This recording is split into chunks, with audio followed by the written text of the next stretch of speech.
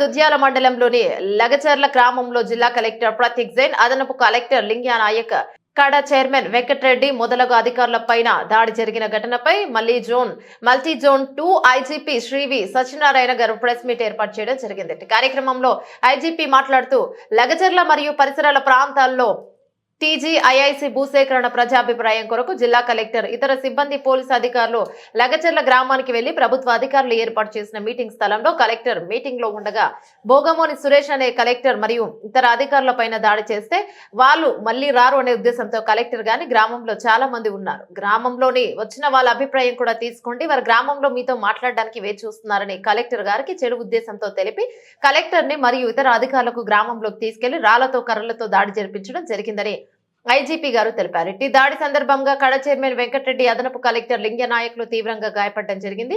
Vikarabad DSP Srinivas రెడ్డికి స్వల్ప గాయాలైనాయి. ఇట్టి దాడి సందర్భంగా బాధితుల ఫిర్యాదు మేరకు బొమ్రాస్పేట్ పోలీస్ స్టేషన్ లో 3 కేసులు నమోదు చేయడం జరిగింది. బట్ ఈయన్ని ఎవరైతే కడా చైర్మన్ ని లింగ్యా నాయక్ ఎవరైతే ఉన్నారో కలెక్టర్ గారు వెళ్ళిపోయినా వాళ్ళు కావాలని విచక్షణ రహితంగా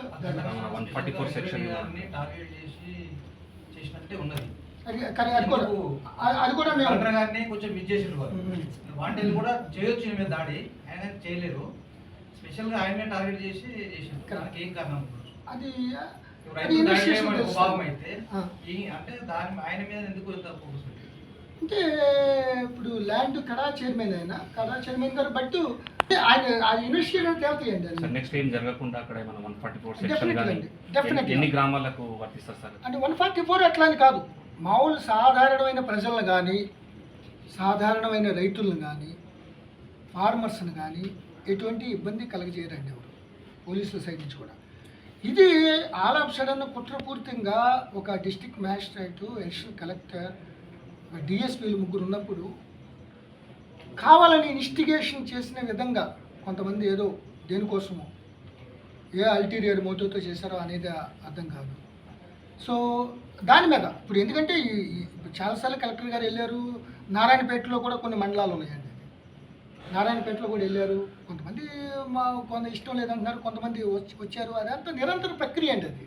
ఇది ఒకసారి కానీ ఇది కావాలని తీసుకెళ్ళి కలెక్టర్ గారు ఒక చోటన ఉన్నారు, నమ్మించి మిస్లీడ్ చేసి రైతులు మాట్లాడుతూ ఉన్నారు. కొంత మంచిగానే మాట్లాడతారు వాళ్ళు అంటే కలెక్టర్ గారు మనకు సానుకూల దృక్పథంతో ఉన్నారు. మనకి ఇక్కడ కూర్చుంటే ఎందుకు, మనమే వెళ్దాం అక్కడికి, ఫార్మర్స్ ముందుకే వెళ్దాం అన్న ఉద్దేశంతో, సానుకూల దృక్పథంతో, మంచితనంతో, చాలా చాలా మంచి గుణంతో వెళ్ళాడు ఆయన. ఇవాళ కూడా ఇప్పుడు కూడా అదే అన్నాడు ఆయన. ఎంత చేసినా కూడా ఫార్మర్స్ ప్రజలు ఏం కాదండి, ఎవరో కావాలని కొంతమంది చేసినట్టుగా అనిపించింది నాకు. సో మా యొక్క ఇన్వెస్టిగేషన్ కూడా అదే ఉంది. తీసుకుంటామండి. స్టార్ట్ అయింది. ఎంతమంది అనేది సాయంత్రం ఇస్తాను. వదిలిపెట్టేది లేదండి. దీంట్లో ప్రత్యక్షంగా దాడిలో పాల్గొన్న వాళ్ళ కాడి నుంచి పరోక్షంగా ఇన్వెస్టిగేట్ చేసిన వాళ్ళు ఎవరైనా, ఎంతటి వారైనా ఇమ్మెటీరియల్, చట్టం తన పని తను చేసుకుంటే ఇటువంటి సంఘటన పునరావృతం కాకుండా మేము గట్టి చర్యలు తీసుకుంటాం.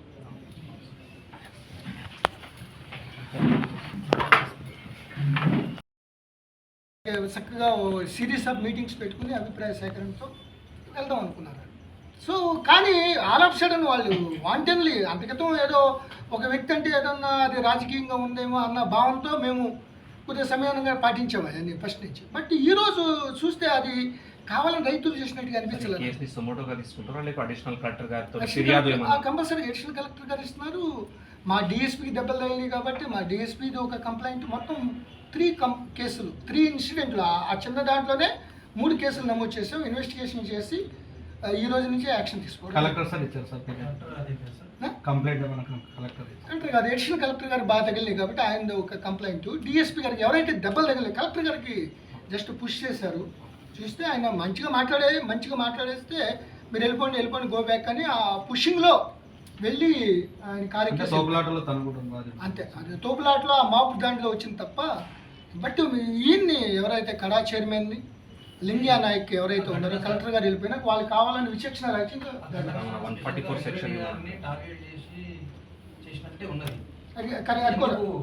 అది కూడా మేము కొంచెం మిస్ చేసారు.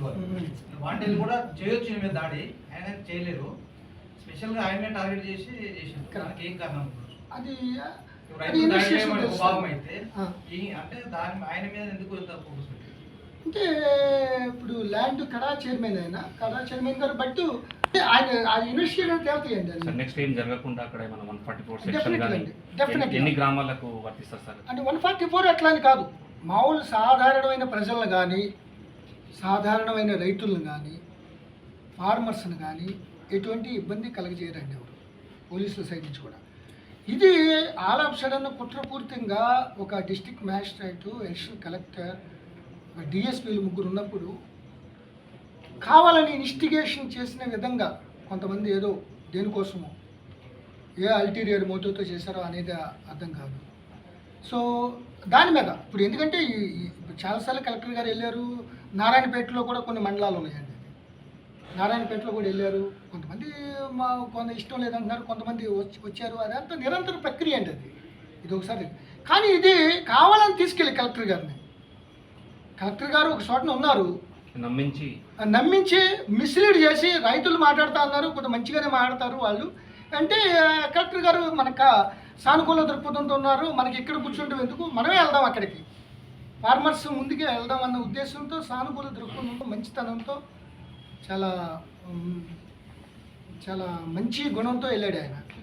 అదే చెప్తున్నారు మాకు, అదే నా పైన ఇవాళ కూడా ఇప్పుడు కూడా అదే అన్నాడు ఆయన. ఎంత చేసినా కూడా ఫార్మర్స్ ప్రజలు ఏం కాదండి, ఎవరో కావాలని కొంతమంది చేసినట్టుగా అనిపించింది నాకు. సో నా యొక్క ఇన్వెస్టిగేషన్ కూడా అదే ఉంది. తీసుకుంటామండి, స్టార్ట్ అయింది. ఎంతమంది అనేది సాయంత్రం ఇస్తాను, వదిలిపెట్టేది లేదండి. దీంట్లో ప్రత్యక్షంగా దాడిలో పాల్గొన్న వాళ్ళ కాడి నుంచి పరోక్షంగా ఇన్వెస్టిగేట్ చేసిన వాళ్ళు ఎవరైనా ఎంతటి వారైనా ఇమ్మెటీరియల్, చట్టం తన పని తాను చేసుకుంటే ఇటువంటి సంఘటన పునరావృతం కాకుండా మేము గట్టి